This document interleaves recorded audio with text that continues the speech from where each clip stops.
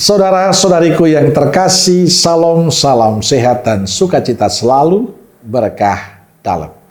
Sudahkah kita memberi senyum hari ini?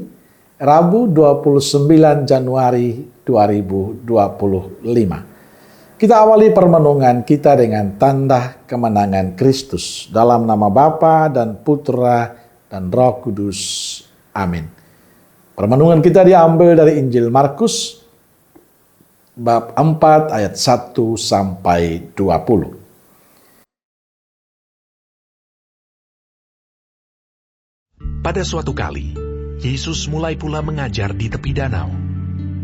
Maka datanglah orang banyak yang sangat besar jumlahnya mengerumuni dia, sehingga ia naik ke sebuah perahu yang sedang berlabuh, lalu duduk di situ. Sedangkan semua orang banyak itu di darat, di tepi danau itu. Dan ia mengajarkan banyak hal dalam perumpamaan kepada mereka. Dalam ajarannya itu, ia berkata kepada mereka, "Dengarlah, adalah seorang penabur keluar untuk menabur. Pada waktu ia menabur, sebagian benih itu jatuh di pinggir jalan. Lalu datanglah burung dan memakannya sampai habis. Sebagian jatuh di tanah yang berbatu-batu, yang tidak banyak tanahnya. Lalu benih itu pun segera tumbuh karena tanahnya tipis. Tetapi sesudah matahari terbit, layulah ia dan menjadi kering karena tidak berakar. Sebagian lagi jatuh di tengah semak duri. Lalu makin besarlah semak itu dan menghimpitnya sampai mati, sehingga ia tidak berbuah. Dan sebagian jatuh di tanah yang baik. Ia tumbuh dengan suburnya dan berbuah.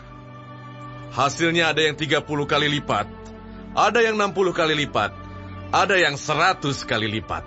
Dan katanya, "Siapa mempunyai telinga untuk mendengar, hendaklah ia mendengar." ketika ia sendirian, pengikut-pengikutnya dan ke-12 murid itu menanyakan dia tentang perumpamaan itu. Jawabnya, "Kepadamu telah diberikan rahasia kerajaan Allah. Tetapi kepada orang-orang luar, segala sesuatu disampaikan dalam perumpamaan, supaya sekalipun melihat, mereka tidak menanggap.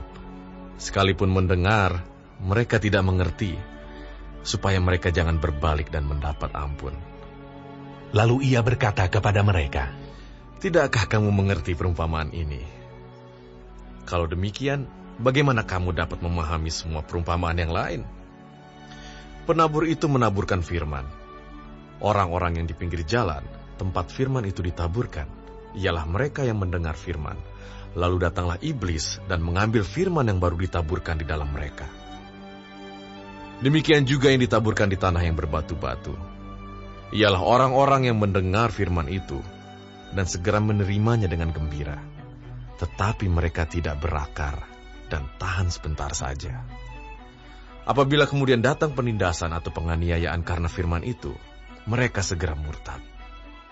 Dan yang lain ialah yang ditaburkan di tengah semak duri. Itulah yang mendengar firman itu. Lalu kekhawatiran dunia ini dan tipu daya kekayaan dan keinginan-keinginan akan hal yang lain masuklah menghimpit firman itu sehingga tidak berbuah. Dan akhirnya yang ditaburkan di tanah yang baik ialah orang yang mendengar dan menyambut firman itu lalu berbuah. Ada yang 30 kali lipat, ada yang 60 kali lipat, dan ada yang 100 kali lipat." Saudara-saudariku terkasih, Yesus menggunakan perumpamaan untuk mengajarkan kerajaan Allah.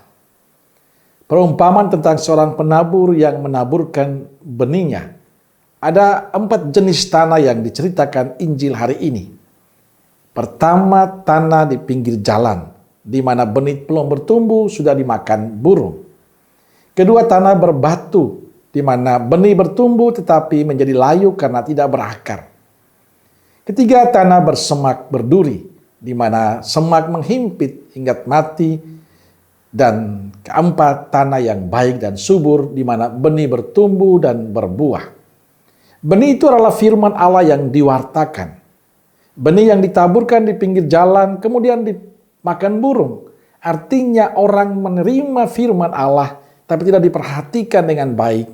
firman itu hanya didengar tapi tidak dilakukan dalam keseharian hidupnya. Sebagai benih jatuh di tanah berbatu, firman yang didengar hanya sebatas pengetahuan, tidak dipahami dan berakar dalam dirinya, sehingga tidak mengubah hidupnya menjadi lebih baik. Ada benih yang jatuh di semak berduri, adalah orang yang mendengar firman Allah, tetapi tidak sungguh-sungguh mempercayai kebenarannya. Dia dikuasai ketakutan, kecemasan, kekhawatiran. Hal-hal duniawi lebih menguasai dirinya. Sedangkan benih yang jatuh di tanah yang baik dan subur menandakan firman diterima dengan baik lalu disimpan dalam hati. Firman itu menghasilkan buah yang baik dalam kehidupan. Saudara-saudariku terkasih, Yesus mengajarkan bangsa Israel lewat perumpamaan agar mereka dapat memahaminya dengan mudah. Ia ingin supaya firman yang disampaikannya tertanam di dalam hati mereka dan bertumbuh hingga membuahkan pertobatan. Pertobatan sejati datang dari hati seperti tanah subur, yaitu hati yang menerima benih firman Tuhan dengan terbuka, juga meyakini dan mempraktekkannya sehingga firman itu dapat berakar dengan kuat. Sehingga apapun persoalan, apapun masalah yang dihadapi tidak membuat kita jauh dari Tuhan. Tetapi kita tetap bertahan dan beriman pada Tuhan. Saudara-saudariku terkasih, inilah pesan kita hari ini. Agar hati kita menjadi tanah yang subur. Agar setiap sabda yang kita dengar bertumbuh dan berakar kuat dalam kehidupan dan berbuah dalam sikap dan kasih kita kepada sesama. Dengan demikian badai apapun, tapi karena kita punya pegangan yang kuat pada Tuhan, kita semakin kokoh dan pada akhirnya berbuah dalam hidup kita. Amin. Semoga Allah yang Maha Kasih memberkati saudaraku sekalian, Bapa, Putra, dan Roh Kudus. Amin. Keluarga Kudus Nazaret, doakanlah kami. Amin. Berkah dalam.